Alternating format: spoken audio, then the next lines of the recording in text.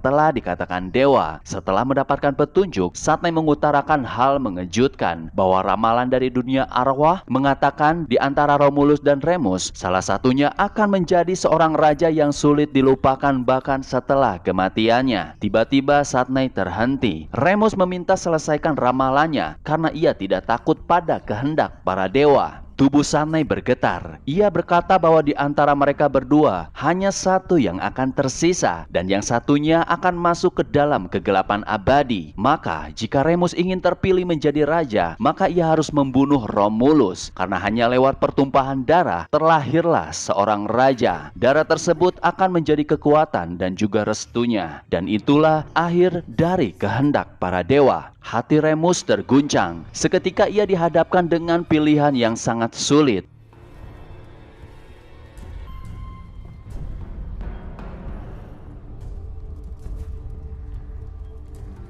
Perlahan ia hampiri Romulus yang sedang berbaring tak berdaya. Romulus telah mengetahui isi ramalannya. Ia rela mengorbankan dirinya demi masa depan Remus dan mentaati segala kehendak dewa. Di saat hendak menghabisi Romulus, Remus tiba-tiba meragukan ramalan yang telah diucapkan Satnai. Ia anggap semua adalah kebohongan. Romulus bergegas pergi menghampiri Satnai, meluapkan emosi dan menganggap dewa hanya ingin semua orang mati. Kepala suku berani mendorong Remus sehingga ia menjadi sasaran. Remus tidak ragu menggorok lehernya.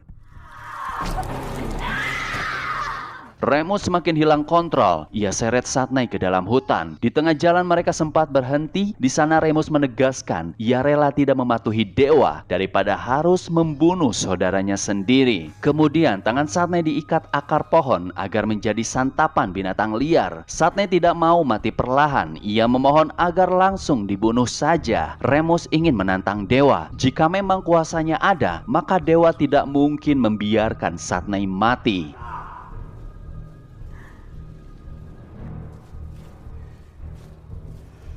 Kembali ke desa, ia mengingatkan semua orang untuk taat kepadanya jika tidak ingin bernasib sama seperti kepala suku. Tidak lama Romulus datang. Ia utarakan kekecewaannya terhadap Remus yang sudah bertindak di luar batas. Romulus berharap kepala suku dimakamkan dengan layak. Mendengar itu Remus semakin geram. Ia serang Romulus dan mengatakan semenjak taat kepada dewa, hidup mereka berdua selalu dalam kesengsaraan. Remus berubah menjadi sosok angkuh dan semakin menunjukkan power di hadapan semua orang. Ia ingin menjadi raja yang ditakuti dan disegani. Semua orang diperintahkan berlutut.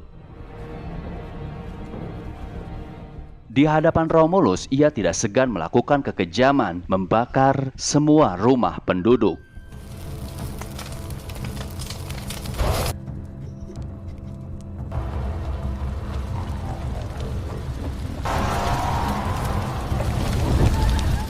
Romulus memohon agar Remus hentikan kekejiannya. Namun Remus malah menjawab bahwa dewa pun tidak pernah berhenti membuatnya menderita. Apalagi mengingat ketika diseret dan dipenjara layaknya binatang. Dan ketika dewa mengharuskan mereka saling membunuh. Kekuasaan dibangun di atas rasa takut. Manusia takut kepada dewa. Itu sebabnya dewa mengendalikan manusia.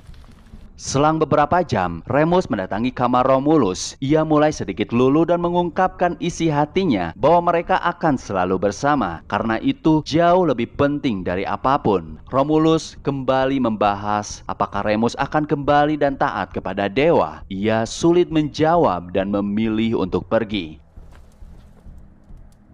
Remus teringat kembali Satnai yang telah ia ikat di dalam hutan. Ketika Remus menghampirinya, kondisi Satnai sangat memprihatinkan. Di akhir hidupnya ia menyuruh Remus segera lari. Jika tidak, maka akan terjadi sebuah kematian.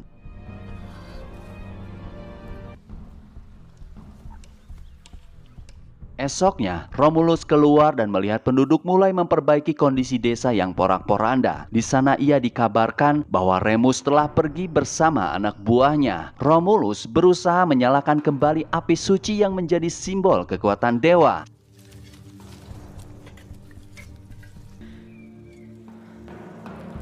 Setelah berhasil, kemudian mereka semua menguburkan jasad kepala desa. Istri kepala desa mengatakan kepada Romulus bahwa api telah memilihnya menjadi pemimpin mereka. Semua orang berkumpul dalam barisan melingkar melakukan pemujaan bersama kepada dewa.